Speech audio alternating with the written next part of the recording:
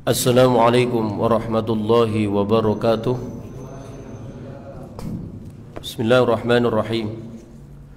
Alhamdulillahilladzi wakafa, wassalatu wassalamu ala sayyidinal mustafa wa ala alihi wa ashabihi ahli sidqi wal wafa. Asyhadu an la ilaha illallah wahdahu la syarikalah wa asyhadu anna Muhammadan abduhu wa rasuluh. Allahumma salli wa barik ala Muhammad. Allahumma salli wa sallim wa barik ala sayyidina Muhammad wa ala alihi wa ashabihi ajma'in. Jamaah sekalian, mari kita lanjutkan tilawah kita mulai dari surat At-Tolaq, Al-Mulk ayat 1. A'udzu billahi minasy syaithanir rajim. Bismillahirrahmanirrahim. Alhamdulillahi rabbil alamin. Ar-Rahmanir Rahim. Maliki yaumiddin. Iyyaka na'budu wa iyyaka nasta'in. Ihdinas siratal mustaqim, siratal ladzina an'amta 'alaihim ghairil maghdubi 'alaihim waladdallin.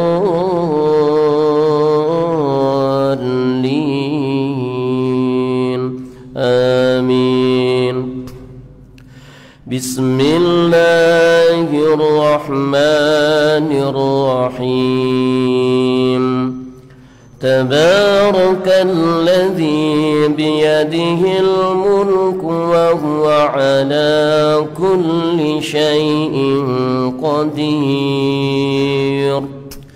الذي خلق الموت والحياة ليبلوكم أيكم أحسن عملا وهو العزيز الغفور. الذي خلق 7 سماوات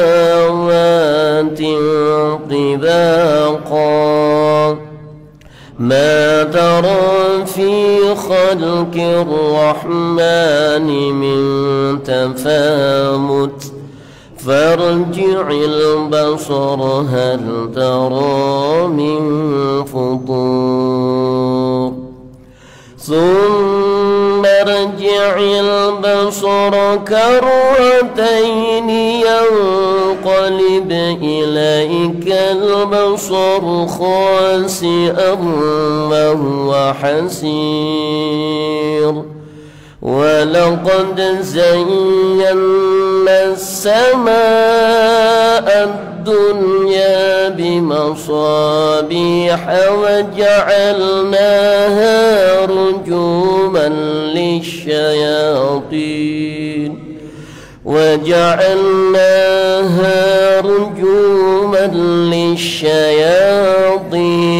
وأعتدنا لهم عذاب السعير. وللذين كفروا بربهم عذاب جهنم وبئس المصير. إذا ألقوا فيها سمعوا لها شهيقا وهي تفور تكاد تميز من الخيط كلما ألقي فيها فوج سألهم خزنتها ألم يأتكم نذير. قالوا بلى قد جاءنا نذير فكذبنا وقلنا ما نزل الله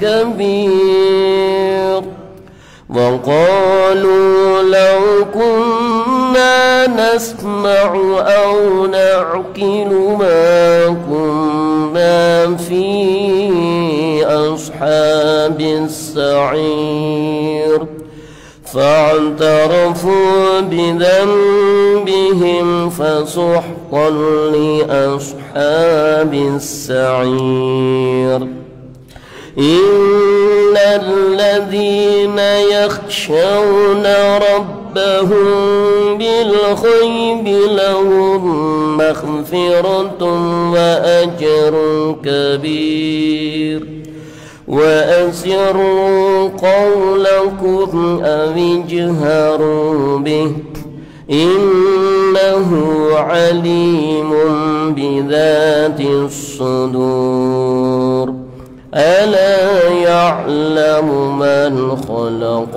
وهو اللطيف الخبير صدق الله العظيم. Bismillahirrahmanirrahim. Subhanaka la ilma lana illa ma 'allamtana innaka antal alimul hakim. Rabbi syrah li sadri wa yassir li amri wahlul 'uqdatam min lisani yafqahu qawli. Rabbana anfa'na bima 'allamtana rabbana 'allimna alladhi yanfa'una rabbana faqihna wa faqih ahlana wa qurbatil lana fi dinina rabbana zidna 'ilman nafi'a warzuqna fahma wa ilhiqna bis shalihin amin. Hadratal muhtaramin wal mukarramin, para alim wal ulama, wabil khusus Ketua DKM Masjid Al-Ittihad beserta seluruh jajarannya, para sesepuh, bini sepuh. Sidang salat maghrib yang insyaallah dilanjutkan dengan salat isya rahimani wa rahimakumullah. Terlebih dahulu mari kita memanjatkan puji syukur kehadirat Allah Subhanahu wa taala dan mengucapkan kalimat tahmid alhamdulillahirabbil alamin.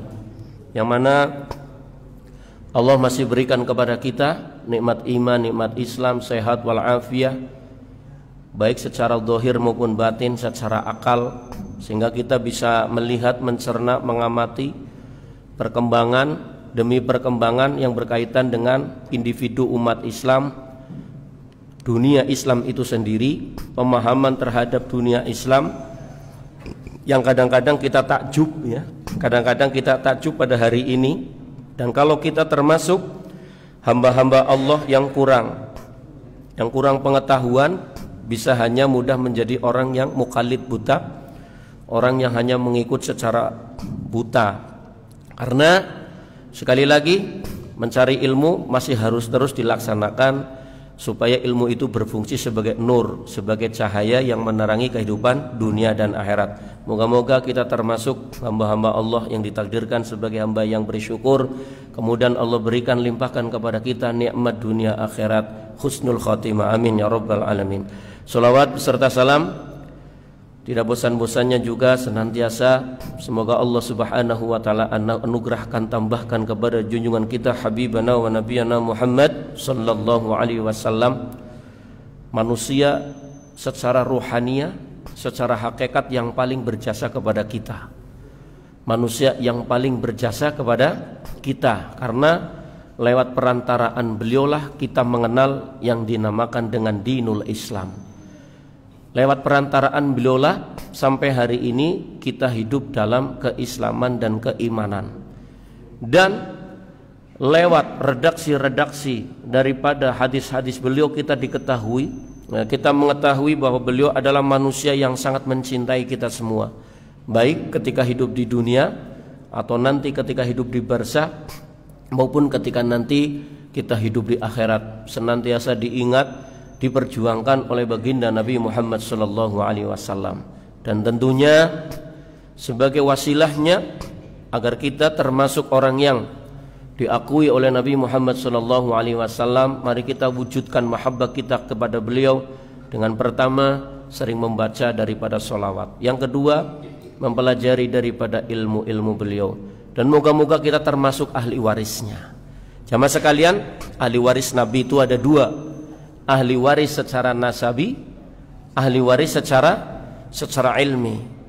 Kalau nasabi yaitu orang-orang yang punya nasab, memang nasabnya sampai Sayyidatuna Aisyah, sampai Sayyidatuna Fatimah Zahra, dengan sahabat Ali bin Abi Thalib karramallahu wajhah secara nasabi, secara ilmu, al ulama'u warasatul anbiya. Ulama adalah ahli warisnya para nabi. Makanya jangan kita menjadi hamba-hamba yang tidak tahu diri kepada baginda Nabi dengan melakukan istihza kepada Nabi maupun kepada para ahli warisnya. Semoga senantiasa diakui sebagai umat Rasulullah fi dini wa dunya hatta al-akhirah. Amin ya rabbal alamin. Jamaah sekalian rahimani wa rahimakumullah, pada malam hari ini pengajian kita sampai kepada sholat jamak. Kepada sholat jamak. Kalau ada yang pertanyaan begini, sekarang lagi bergulir Pak, satu wacana begini, orang capek-capek belajar fikih. Ada yang mengatakan kenapa? Fikih itu ibadah, fikih itu budaya. Katanya fikih itu budaya. Bahkan hari ini kita disuguhkan ya dengan pemahaman yang dalam memahami teks dan konteks daripada Al-Quran dan Sunnah Rasul. Nah, itu dengan pemahaman yang pertama adalah pemahaman yang liberal. Sampai kemarin kita dengarkan satu omongan lah, satu statement yang moga-moga kita diberikan oleh Allah hidayah, ditunjukkan oleh Allah bahwa yang benar itu benar dan kita bisa mengikutinya. Yang mengatakan apa? Bahwa kalimat la ilaha illallah itu bukan kalimat tauhid hanya penghias bibir, tapi itu kalimat persatuan. Ini satu pemahaman liberal yang luar biasa Pak. Nanti lama-lama bisa sampai ujungnya orang sholat itu nggak perlu kayak begitu. Karena sholat itu secara pemaknaan kan banyak. As-sholatu lughatan ad-doa. Sholat secara arti bahasa adalah doa. Sholat secara arti bahasa doa. Terus juga sholat itu pada hakikatnya berserah dan apa segala macam lah. Nah, pemahaman-pemahaman seperti itu sekarang kembali digaungkan, diwacanakan di tengah-tengah umat Islam, sampai orang yang bukan ahlinya sholat sampai juga ikut nimbrung-nimbrung perdebatan masalah sholat yang mengambil ininya dari Al-Quran, bukan paknya. Nah, kita ikuti sekali lagi, yang kita ikuti adalah jumhurul ulama. Lewat para jumhurul ulama, dari hasil ijtihad mereka, dari hasil daripada mereka menggali Al-Quran, menggali daripada sunnah Nabi Muhammad SAW, diwariskanlah kitab-kitab yang dinamakan dengan kitab turos, kitab klasik yang berisi panduan-panduan literatur lintas mazhab dan sebagainya. Nah, kalau sekarang ada orang cuman begini-begini, tahu-tahu maknanya itu begini-begini, itu yang hati-hati. Sekarang bermunculan Bapak sekalian, kita tidak mengikuti yang demikian itu. Bismillahirrahmanirrahim. Qala al-muallifu rahimahullah ta'ala wa nafa'ana bihi wa bi'ulumihi fid dharain amin ya rabbal alamin. Salah satu keuntungan kita selaku umat Islam, pertama adalah di dalam Islam itu diwajibkan dengan perintah yang menyatakan bahwasanya aqimus sholah, dirikan sholat. Perintah wajibnya untuk menjalankan sholat. Kalau ada orang yang namanya adik ngomong di Al-Quran itu nggak ada sholat atau perintah sholat 5 waktu, benar apa salah? Benar. Dia dalam Al-Quran tidak ada perintah sholat 5 waktu. Yang ada perintahnya adalah dirikan sholat. Lah keterangannya untuk syariatnya Nabi Muhammad SAW disampaikan kepada kita tentang bagaimana kaifiyah sholat. Rasulullah memberikan panduan, shollu kama ra'aitumuni usolli. Jangan sampai menyatakan yang begini Pak. Ada satu ayat yang mengatakan wasariqu wasariqatu faqtangu ya aydiyahuma, apa namanya, pencuri laki-laki, pencuri perempuan dipotong, maka potong kedua tangannya. Ini ada orang zaman yang ngomong apa? Wah, itu salah pemahaman. Harusnya orang yang nyolong itu bukan dipotong, tapi arti kotoa, dipotong kedua tangannya, itu artinya adalah ditahan. Berarti kalau orang nyolong nggak perlu dipotong tangannya, cukup dipenjara. pertanyaannya begini, orang yang paling paham tafsirnya Al-Quran siapa? Nabi Muhammad Sallallahu Alaihi Wasallam. Nabi, zaman Nabi dulu kalau ada orang nyolong, diapain Pak?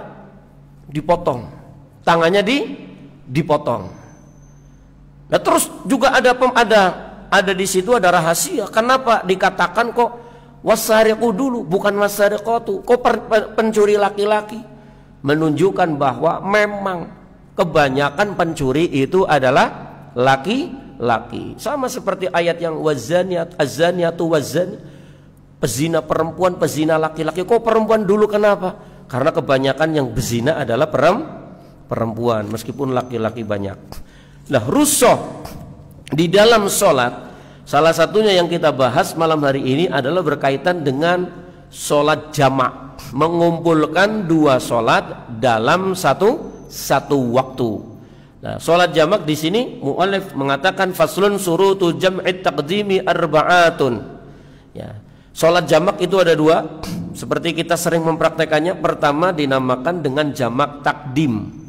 Jamak takdim itu mengumpulkan dua sholat pada waktu, ya, pada waktu yang awal, di waktunya sholat yang awal. Contoh sholat yang bisa dijamak itu duhur dengan asar, maghrib dengan isya.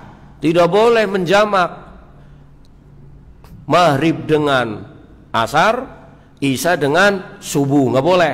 Pokoknya pasangannya duhur sama asar, maghrib dengan isya, udah pasangannya itu aja, jamak. Nah, jamak takdim itu apabila mengumpulkan dua sholat seperti duhur dan asar dikerjakan pada waktu sholat duhur, maghrib dengan isya dikerjakan pada waktu sholat maghrib. Itu namanya jamak takdim. Arba'atun, yang pertama adalah al-bada'atu bil ula. Jadi syaratnya jamak takdim bapak-bapak itu adalah memulai sholat tersebut sesuai dengan sholat yang waktunya awal. Jadi kalau kita jamak takdim sholat maghrib, sholat duhur sama sholat asar, maka yang wajib pertama dikerjakan dulu itu adalah sholat zuhur. Kalau kita mengerjakan sholat maghrib dengan sholat isya, kalau menggunakan jamak takdim, maka yang wajib dikerjakan pertama kali adalah sholat maghrib. Jangan kebalik. Kalau kebalik nggak sah. Mamanya nih, ayo kita mau jalan nih waktu maghrib, kita langsung jamak takhir supaya nanti lewat Bandung kita tidak sholat, langsung bablas Surabaya, langsung jamak takdim di situ maghrib, lagi di rest area umpamanya. Maka yang wajib dikerjakan adalah sholat maghrib dulu. Jangan dibalik, isanya dulu baru maghribnya, nggak sah itu. Yang pertama adalah al-bada'atu bil ula, memulai dengan sholat yang pertama. Yang kedua adalah waniyatul jam'i fiha, meniatkan jamak pada waktu sholat. Usolli fardhu zuhri. Nah, niat lengkapnya begini Pak, niat lengkapnya. Kalau nggak apa lihat cukup sambil takbir, niat saya jamak takdim duhur sama asar lillahi ta'ala, makmuman lillahi ta'ala, akbar. Tapi kalau niat Arabnya usolli fardhu zuhri majmu'an bil asri jam'it taqdimi qasran lillahi ta'ala. Usolli fardhu zuhri majmu'an bil asri jam'at taqdimi qasran, namanya di qasar ya sekalian ya, 2 rakaat qasran, makmuman atau imaman atau lillahi ta'ala. Ingat, siapa yang nanti jadi imam harus niat bahwa dia itu jamak jadi imam. Siapa yang makmum jadi makmum, kecuali munfarid ya cukup usolli fardhu zuhri majmu'an bil asri jam'at taqdimin qasran lillahi ta'ala. Allahu akbar. Jadi niatnya begitu. Dan nanti sholat asarnya bagaimana? Sholat asarnya cuma diganti. Jadi tadi kalau majmu'an bil asri, majmu'an ila zuhri. Usolli fardul asri majmu'an ila zuhri jam'at taqdimin qasran lillahi, majmu'an ila zuhri jam'at taqdimin qasran lillahi ta'ala. Allahu Akbar. Kalau nggak hafal, udah niat dalam hati sambil takbir bahwa niat menjamak takdim. Karena nggak hafal sih, gimana lagi? Kalau hafal ya alhamdulillah. Minimal itu menuntun, intinya niat saya sholat fardu duhur di jamak takdim dengan sholat asar lillahi ta'ala, makmuman atau imaman lillahi ta'ala. Dikosor juga, di jamak dikosor, makmuman lillahi ta'ala. Allahu Akbar. Yang penting niat. Wa niatul jam'i fiha wal mualatu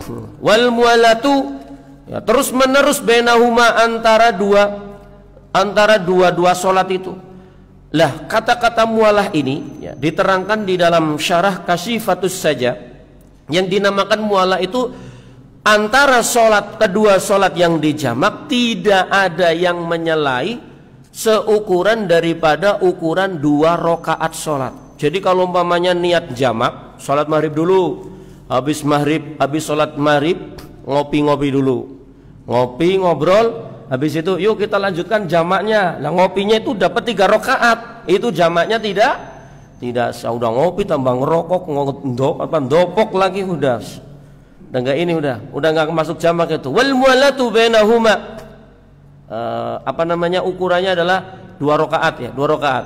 Wa dawamul uzri, yang keempat adalah selama diperbolehkan jamak itu adalah dengan langgengnya daripada udzur, alasan yang membolehkan jamak biasanya apa Pak? Kalau jamak itu biasanya pertama adalah li syafar, karena perjalanan, itu yang pertama.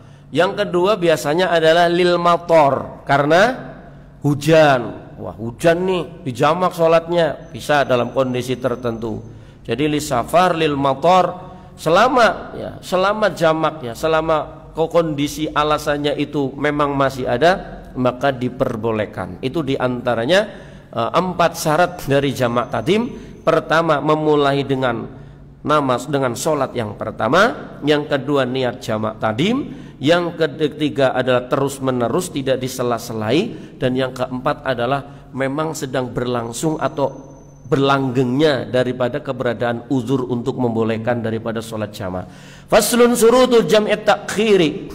Adapun syarat-syarat daripada jamak takhir. Jamak takhir itu mengumpulkan 2 sholat di waktu yang kedua. Sholat duhur dengan sholat asar dikerjakan pada waktu sholat asar. Sholat maghrib dengan sholat isya dikerjakan pada waktu sholat isya. Bagaimana syarat? Ada berapa syaratnya? Isnani. Syaratnya ada 2. Yang pertama adalah niyatut takhiri. Yang pertama adalah niat takhir. Kapan niatnya? Wa qad baqiya min waqtil ula ma yasa'uha. Jadi niatnya adalah ketika masih berada di waktu yang pertama. Contoh, lagi naik mobil dari Bekasi mau ke Bandung. Ternyata nyampe Cikarang itu sudah adzan, Allahu Akbar, Allahu Akbar. Lalu kita sholat dulu yuk. Sholat apa? Sholat duhur sekalian dijamak. Kayaknya nanti kalau kita sholat duhur di Cikampek macet total. Lebih baik kita jamak takhir saja. Nanti jamak takhirnya di mana? Di Bandung. Karena nanti kita bolak-balik kan. Kita jamak takhir di Bandung. Maka niat jamak takhirnya adalah niat pada waktu ketika masih berada di waktu yang pertama, yaitu waktu zuhur. Udah dalam hati saja, niat saya akan mengakhirkan sholat duhur nanti dengan sholat asar, atau niat saya akan menjamak takhir sholat duhur dengan sholat asar nanti di waktu asar. Cukup. Nanti sholatnya adalah di waktu asar. Kemudian wadawamul udhri ila tamamis saniyah. Ya, jadi jamak itu dilakukan ketika memang masih ada alasan untuk itu. Apa alasannya? Ya safar umpamanya. Karena nggak bolehnya begini Pak. Mau sholat jamaah apa? Jamak takhir dari Bandung mau pulang ke Bekasi. Nah kemudian ternyata waktunya habis, tahu-tahu nyampe ke Mustikasari. Mau ngapain Pak? Mau jamak. Padahal sudah di dalam rumah. Itu namanya bukan sholat jamak lagi. Namanya sholat apa? Qadha. Namanya qadha, bukan di dalam rumah. Mau ngapain Pak? Ini mau jamaah takhir, sholat apa namanya duhur sama sholat asar di dalam rumah itu bukan sholat jamaah, namanya sholat qadha. Karena sudah apa? Sudah tidak lagi dawamul udhri ila tamamis saniyah, tidak lagi dawamul udhri, sudah tidak ada apa namanya langgengnya daripada alasan. Lah kalau jamaah takhir ini unik Pak. Kalau jamaah takhir ini menurut ajaran para alim ulama boleh dikerjakan waktu sholat yang pertama, tapi utamanya dikerjakan dulu sholat yang waktunya. Contoh, kita sampai Bandung asar, mau jamaah takhir dengan sholat zuhur, utamanya kerjakan sholat asarnya dulu baru sholat zuhur. Meskipun ada yang mengatakan membolehkan zuhurnya dulu baru asar, tapi utamanya adalah kerjakan sholat yang memiliki waktu. Kalau yang tadi mutlak itu, kalau yang jamak takdim mutlak harus sholat yang pertama dulu. Duhur dengan asar di jamak takdim harus duhur dulu. Kalau asar dulu nggak sah. Tapi kalau jamak takhir boleh duhurnya dulu, boleh asarnya dulu. Tapi utamanya sholat yang punya waktu itu, asarnya dulu atau isanya dulu. Wallahu a'lam bishawab. Kemudian faslun syurutul qasri. Apa yang dinamakan dengan sholat qasar? Qasar itu artinya meringkas. Sholat yang bilangannya 4 diringkas jadi 2. Sholat yang bilangannya 3 diringkas jadi nggak bisa diringkas. Sholat yang bilangannya 2 diringkas jadi yang nggak bisa juga. Apalagi sholat yang sholat jumlahnya 1 diringkas jadi yang nggak bisa juga. Masa sholat apa namanya sholat witir mau diringkas gimana caranya, setengah apa? Syurutul qasri sab'atun, syarat daripada mengqasar salat ada 7. Ayyakuna safaruhu marhalataini. Yang pertama adalah bahwasanya keberadaan perjalanan safarnya itu ada 2 marhalah. Nah di sini khilaf nih. Kalau dalam ukuran kilometer Indonesia ada yang mengatakan 85 kilo, ada yang mengatakan 89. Ya ikhtiyatnya ambil yang paling banyak lah. Udah saya 89 kilo aja. Pokoknya kalau 90 kilometer udah kita boleh untuk mengqasar sholat. Dan nikmatnya ya, paling nikmat itu orang bepergian itu jamak qasar. Jadi sholatnya nggak capek. Dua tahu-tahu udah ini, dua tahu-tahu udah ini. Termasuk apa namanya? Untung di situ. Wa andakuna, tapi ada syaratnya. Bagaimana kondisi daripada safarnya, status daripada safarnya? Wa ayyakuna mubahan. Keberadaan dari safarnya itu adalah sesuatu yang diperbolehkan. Saya mau safar Pak, mau ngapain? Nonton konser dangdut di Jakarta, di Bandung. Konser apa? Dangdut. Saya mau mengqasar salat. Boleh apa enggak Pak? Enggak boleh. Nonton dangdut kok safar di qasar, enggak boleh itu. Pokoknya yang diperbolehkan ya, silaturahim ya, ta'lim. Tapi kalau ke sana itu cuman sesuatu yang maksiat, nggak boleh. Itu nggak boleh safar, tetap sholatnya kudu 4 itu. Wal ilmu bijawazil qasri, mengetahui kebolehan mengqasar sholat ya. Mengetahui kebolehan mengqasar sholat. Jadi mengqasar sholat itu boleh. Jadi pertama itu bukan urusannya bukan urusan maksiat. Itu termasuk rukhsah ya. Sekali lagi kemurahan dalam agama, dalam beragama, bukan maksiat. Boleh kok, ada dalilnya boleh. Nabi pernah mengqasar salat, para sahabat pernah ya. Wa niyatul qasri indal ihram, dan niatnya qasar itu ketika takbiratul ihram. Bapak-bapak masih ingat pertemuan 2 bulan yang lalu saya pernah menyampaikan dalam kitab ini ada pekerjaan makmum dan imam yang apabila dikerjakan bersama-sama sholatnya jamaahnya tidak sah alias haram. Itu apa Pak? Takbiratul ihram. Imamnya takbir, makmumnya bareng-bareng imam. Allahu Akbar. Jatuhnya semajid bareng. Itu jamaahnya tidak sah. Kalau takbiratul ihramnya bareng nggak sah. Bareng saja nggak sah, apalagi makmumnya mendahului imamnya masih Bismillahirrahmanirrahim, astagfirullah, dia sudah berduluan, ya sudah nggak sah itu bukan jamaah itu. Nah, Lah qasar niatnya itu adalah inda takbiratul ihram. Bagaimana kalau umpamanya kita mengqasar tidak menjamak, boleh apa enggak? Boleh. Saya tidak akan menjamak tapi saya qasar aja dua-dua, boleh. Atau dilakukan dua sekaligus, jamak plus qasar juga boleh. Sholli fardhu zuhri raq'ataini mustaqbilal qiblati adaan qasran adaan lillahi ta'ala. Sholli fardul asri raq'ataini mustaqbilal qiblati qasran lillahi ta'ala. Kalau makmum ya qasran makmuman lillahi ta'ala, kalau imam qasran imaman lillahi ta'ala. Enggak perlu diomongin.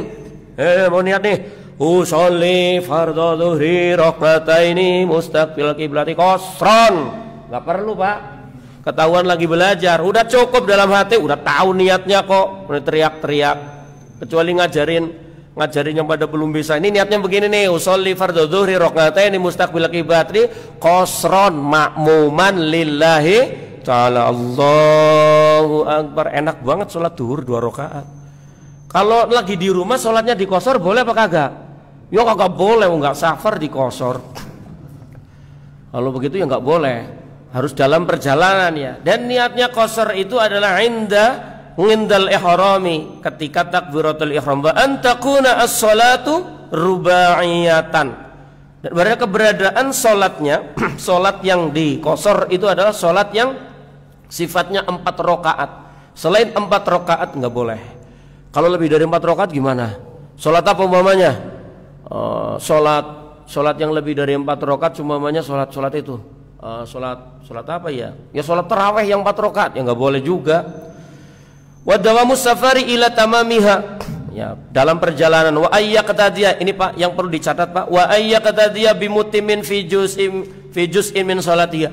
Tidak boleh makmum seorang yang safar, seorang yang sedang mengqasar sholat bermakmum dengan orang yang tidak mengqasar sholat. Contoh nih, ada imam lagi sholat duhur tidak qasar.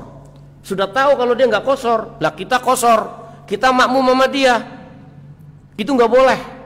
Qasar makmumnya harus sama yang qasar. Nanti kalau umpamanya yang qasar makmum sama yang tidak qasar, jadi lucu Pak. Imamnya baru tahiyat awal berdiri, kita masih bablas, kita masih bablas aja. Kama sholaita ala Ibrahim wa ala Ibrahim. Lucu jadinya, itu tidak boleh ya. Wa ayyakun wa antakuna wa alla yaqtadiya bimutimin fi juz'in min sholatihi. Itu syarat daripada sholat jamaah tadim, sholat jamaah takhir, dan sholat qasar. Intinya jamaah sekalian dimuliakan oleh Allah, sholat itu ibadah yang tidak habis-habis untuk digali. Cuman kadang-kadang lewat ibadah yang macam-macam ini ya, kita dijadikan kadang-kadang sebagai alat adu domba itu, dengan perbedaan khilafiyah dan sebagainya. Nanti nggak nyampe Pak. Kalau memang syariat lahiriahnya sudah paham tentang sholat, ada khilaf. Saya sampai tadi membuka satu buku di rumah, buku baru tapi nggak pernah saya baca, tentang apa? As-sholat fi madzahibil arba'ah, fi madzahibil arba'ah, sholat di dalam mazhab 4. Karena tadi saya membaca mutola'at tentang perihal sebenarnya malam hari ini yang kaitannya dengan sholat Jumat ya. Sholat Jumat seperti contoh, faslun surutul jum'ati sittatun, syarat daripada Jumat ya itu ada 6. Antakuna kulluha fi waqti dhuhri, sholat Jumat itu harus dikerjakan pada waktu sholat zuhur. Mutlak itu, mutlak. Jangan dikira ya, jangan dikira yang namanya Jumat itu hanya sholat dan khutbahnya saja.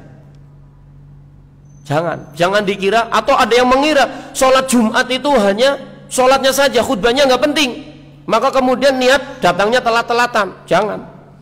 Atau menganggap khutbahnya tidak penting sehingga ketika lagi sholat ngobrol asik waktu Jumat kayak di masjid sono. Nggak boleh.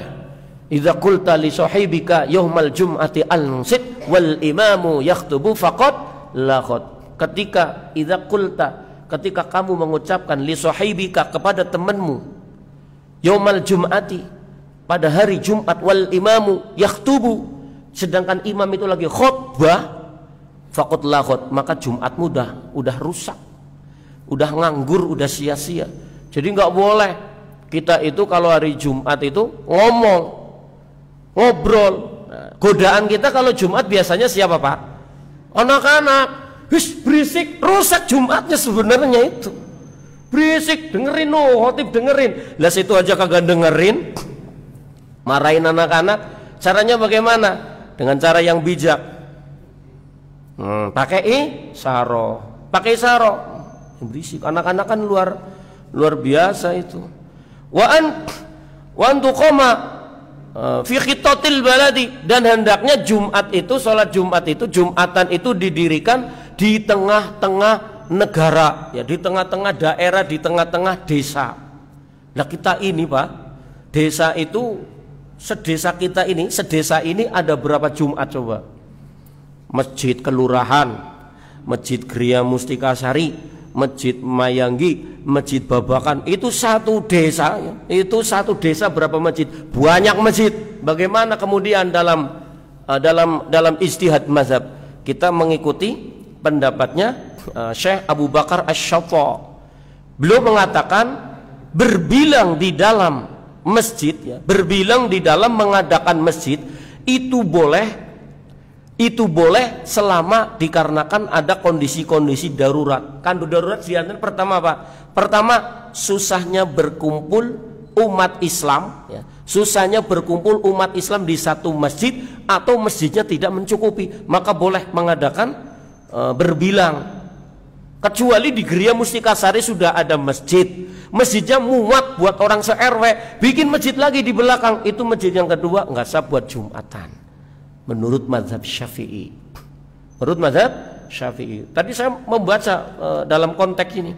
Wa antusalliya jama'atan, jelas sholat Jumat ya harus dilakukan secara berjamaah. Nah ini yang repot. Wa ayyakunu arba'ina, dan keberadaan daripada makmum, ya, pada keberadaan daripada makmum kalau mengikuti ijtihad Imam Syafi'i, mazhab Syafi'i adalah harus 40. Alhamdulillah di sini jumlahnya bukan lagi 40 Pak, udah mungkin 100 ya. Alhamdulillah. Makanya saya suka ngomong begini, ya udah, berarti udah bisa secara umum. Lah umpamanya kalau nggak 40 bagaimana? 40 itu syaratnya ahroron, merdeka. Kita semuanya merdeka, nggak ada yang dijajah. Kecuali yang merasa terjajah berbelut, berarti belum merdeka. Zukuron, laki-laki. Perempuan boleh Jumatan apa enggak Pak? Perempuan boleh Jumatan? Boleh, tidak wajib. Cuman kalau di sini ada perempuan Jumatan ya diketawain. Zukuron, terus balighina, balik mustawatinina, harus yang Jumatan 40 orang itu punya rumah di situ. Lah bagaimana? Kayak bapak-bapak yang pada kerja di pabrik, tinggalnya di Gria Mustikasari, Jumatannya di pabrik. Nah, itu boleh, silakan, tapi intiqalul madhab. Jumatannya di pabrik, tidak sampai 40, rumahnya ada di Gria, boleh intiqalul mazhab, boleh ngikuti mazhabnya selain daripada Syafi'i. Karena kalau menurut Syafi'i kok nggak sah, kok ribet banget ya Pak, kok mazhab-mazhaban segala. Emang kita perlu mazhab? Perlu Pak, perlu, orang itu perlu mazhab. Khawatirnya begini nih, Masya Allah, kenapa? Boleh ditanyakan kepada jumhur ya, ulama, hukum bermazhab bagi orang yang tidak mampu berijtihad adalah wajib. Kita ini orang yang ya Allah akhir zaman, Quran tidak hafal, hadis juga paling hafal satu, paling hafal hadis apa Pak? An-nadzafatu minal iman. Hadis riwayat Mbuh. Hadis riwayat Mbuh. Paling hafal an-nadzafatu minal iman. Makanya coba sebenarnya kalau mau musabaqah itu bukan hanya musabaqah tilawatil Quran, bukan hanya musabaqah bagus-bagus bismillahirrahmanirrahim, juga bukan hanya musabaqah hifdzil Quran. Tapi kalau bisa musabaqah hifdzil hadis minimal 40 itu loh. Arba'in Nawawi itu minimal. Karena apa? Masya Allah Pak, kita semua udah tahu nih asas ya, konun asasi Islam itu apa? Al-Quran. Konun asasi umat Islam itu Quran. Tapi yang memprihatinkan sampai hari ini, saya pernah baca satu artikel, moga-moga hoak, salah satu universitas di London, Inggris itu mengatakan bahwa 70% umat Islam di Indonesia tidak bisa membaca Al-Quran dalam tanda kutip dengan baik dan benar, atau memang nggak bisa sama sekali Pak. Bukti nyatanya di tengah masyarakat begitu. Pengajian yang paling tidak ada pesertanya adalah pengajian tahsinul Quran. Kalau di sini alhamdulillah rame. Malam pertama ke belakangnya 3 orang. Kata Ustadz Wawan, bagaimana yang tahsin? Waduh. Kalau cuman pengajian yang rame-rame, yang rame-rame itu semangat di mana-mana Pak. Tapi ketika berkaitan dengan, mohon maaf nih, tahsinul Quran, karena saya pernah Pak belajar Al-Quran itu sampai sama kiai itu dibentak-bentak dulu. Sejarah waktu SMP ngapalin juz amma itu. Juz amma, juz 30 itu kalau sorogan kita, kalau sorogan baca surat apa? Itu sampai dibentak-bentak sama kiai kalau salah. Satu juz amma, yang kedua belajar nahwu, kitab jurumiyah. Supaya kita bisa baca surutu apa suruti, suruti apa suruto, yang benar yang mana tuh? Faslun apa faslan apa faslin? Cuman belajar itu dibentak-bentak sama kiai. Hari ini masih berbekas, masya Allah, luar biasa. Guru zaman dulu. Loh, anak sekarang diajarin begitu sama gurunya, kira-kira bagaimana? Langsung bapaknya datang, oh kena HAM nih, kena HAM, marah-marahin anak saya. Masya Allah, karena apa? Mungkin bapaknya tidak pernah ngaji yang namanya kitab Ta'limul Muta'alim. Betul itu, Masya Allah, adab. Karena sebenarnya apa dalam agama? Sebelum ilmu, sebenarnya sebelum kita belajar ilmu, yang terpenting adalah belajar adab. Belajar apa Pak? Adab. Dan jarang yang mempraktekkan adab. Kadang-kadang sudah kebawa pada emosi duluan. Atau zaman sekarang, sampai kemarin saya bilang sama Pak Rahmat itu sebagai seksi Ubudiyah, Pak, kita kepikiran apa enggak? Kepikiran, saya tuh kepikiran waktu hari ini Pak. Kepikirannya begini, anak-anak kita Pak yang TK sudah didirikan yang namanya TKA, Taman TKA, Taman Kanak-kanak Al-Quran TKA. Di atas TKA ada namanya TPQ, Taman Pendidikan Al-Quran. Di atas TPQ ada namanya MDA, Madrasah Diniyah Awaliyah, yang notabene usianya kelas 1 sampai kelas 6 SD. Anak-anak SMP Pak zaman sekarang banyak yang punya asumsi lulus SD sudah selesai ngaji, khatam Al-Quran sudah selesai ngaji. Nah juga di samping itu banyak, mohon maaf, masjid-masjid, banyak lembaga-lembaga Islam yang tidak proaktif memikirkan bagaimana konsep diniyah untuk anak-anak seusia SMP dan SMA. Contoh, di atas MDA dirikanlah Madrasah Diniyatul Wusto, atau di atas Diniyatul Wusto Madrasah Diniyatul Ulya MA. Itu nanti anak-anak belajar apa? Oh banyak Pak, belajarnya banyak. Mungkin anak-anak di samping diajari tahsin, di samping diajari tahfidz, juga diajari apa? Juga diajari alat-alatnya, mustalah hadisnya, ulumul Qur'annya, nahwunya, sorofnya. Itu lebih harusnya dipikirkan itu. Tapi anak-anak sekarang karena tidak, mungkin kurang kita greget mengarahkan ke sana. Anak-anak sekarang bergurunya sama ML, FF, apa ya? Mobile Legend, Free Fire, terus apa itu? Oh, TikTok. Kayaknya yang bilang bisa pernah TikTok kan. Ternyata Pak Narjo suka tiktokan juga ya. Sebelajar kita. Akhirnya apa? Waktu yang tersia-sia ini pelampiasan anak-anak kita itu macam-macam. Ada yang Masya Allah, kenapa? Sebenarnya itu waktu ya. Waktu belajar di usia belia itu bagaikan mengukir di atas batu, akan teringat terus. Makanya kadang-kadang saya mikir gimana caranya. Oh, tapi ternyata di sini ada, Pak. Di sini ada itu tempat pengajian yang mengajarkan sistem begitu. Oh, ada. Tapi ininya kurang, publikasinya kurang. Nah, yang saya lihat itu kalau sekarang itu anak-anak SMP, anak-anak SMA udah pulang dari apa namanya sekolah, ya udah di rumah. Mungkin ya adalah kegiatan semacam futsal, olahraga atau apa itu ada. Tapi masih banyak waktu-waktu kosong yang sebenarnya mungkin dimulai dari masjid. Selama ini Irma bagus, tapi Irma itu kan tidak setiap hari, mungkin hanya setiap minggu atau sebulan berapa kali. Dan itu notabene mengarahnya adalah secara umum. Mungkin bisa sudah isa, Pak? Mungkin bisa diberikan materi-materi kepada anak-anak yang lebih spesifik lagi. Karena apa, Pak? Tantangan ya. Tantangan putra-putri kita ke depan makin hari makin berat, Pak. Makin berat ya. Makin berat. Di samping munculnya konsep-konsep pemikiran, pemahaman terhadap teks agama yang dikatakan apa namanya liberal lah, bahwa orang selama ini hanya terdogma, agama itu hanya doktrin. Bukan doktrin, agama itu iman.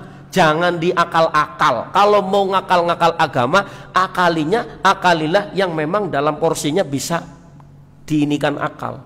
Tapi jangan mengakali sesuatu yang harusnya diimani. Nah, contoh sekarang cerita alam kubur, mau diakalin. Alam kubur itu mah cuman dongeng, bualan kosong. Bahaya pemahaman yang seperti itu.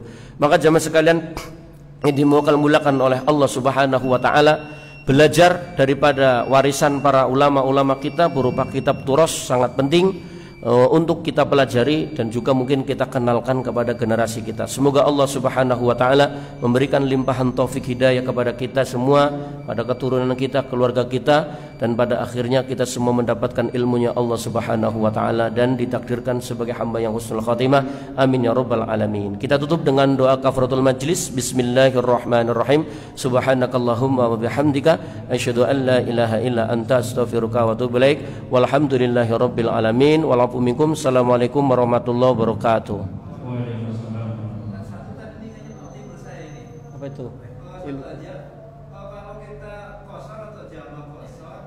Berjamaah atau tidak berjamaah itu syarat iqomah atau bagaimana? Iqomah itu diperbolehkan atau memang dianjurkan atau gimana? Terima kasih. Masalah ketika kita jamak, pokoknya begini Pak Haji, yang namanya adzan dan iqomah itu sesuatu yang disunahkan ketika hendak melaksanakan sholat berjamaah. Maka ketika kondisi jamaknya berjamaah, tetap disunahkan untuk adzan dan iqomah. Kalau adzannya nggak sempat, ya minimal iqomahnya. Karena intinya adzan dan iqomah mengiringi keberadaan daripada sholat berjamaah. Ya itu kan yang kita jamak, kita ke sore itu kan sholat wajib. Tetap tidak menghilangkan kesunahan daripada iqomahnya, daripada adzannya. Wallahu a'lam bishawab. Maksudnya kalau dua kali kan berarti kita namanya asar ya, zuhur sama asar. Berarti mau zuhur kita qomah. Nah setelah zuhur selesai apa ada kibar lagi nggak? Sekali lagi aja. Sekali sajalah. Sekali sajalah. sekali. Berkaitan tadi apa turun Jumat itu? Ya belum selesai. Jadi saya ada permasalahan umum lah di Indonesia. Kalau memang khotib udah naik di mimbar kan tidak boleh apa tadi? Abang ngobrol, ngomong. Gerakan lain. Iya. Nah, kan udah menjadi umum gitu. Masalah kotak amal biasanya kan seharusnya udah khotib naik di mimbar kan stop tuh. Iya. Kan banyak melakukan gerakan-gerakan gitu. Kotak amal kan di khotib Iya. di jalan naik di Iya. Sebenarnya kotak amal itu tidak sampai membatalkan apabila tidak sampai keluar kalimat dalam bentuk kalam. Karena tadi dari ininya redaksinya idza qulta li sahibika yaumal jum'ati ansit, itu hadisnya. Tapi kalau cuman kotak amal itu paling-paling cuman ganggu konsentrasi. Tapi kalau tetap bisa konsentrasi, kotak amal lewat kita tetap ini ya. Yang penting nggak ngomong lah. Dan masalahnya memang kalau kotak amalnya nggak muter, infaknya nggak nambah ya. Iya wallahualam bishawab. Jadi memang kalau mau lebih ikhtiyat, jamaah sudah terbiasa teradaptasi, ya kotak amal nggak muter. Tapi seumamanya kalau nggak muter, income-nya nggak nambah-nambah atau nggak stabil, ya muter nggak apa?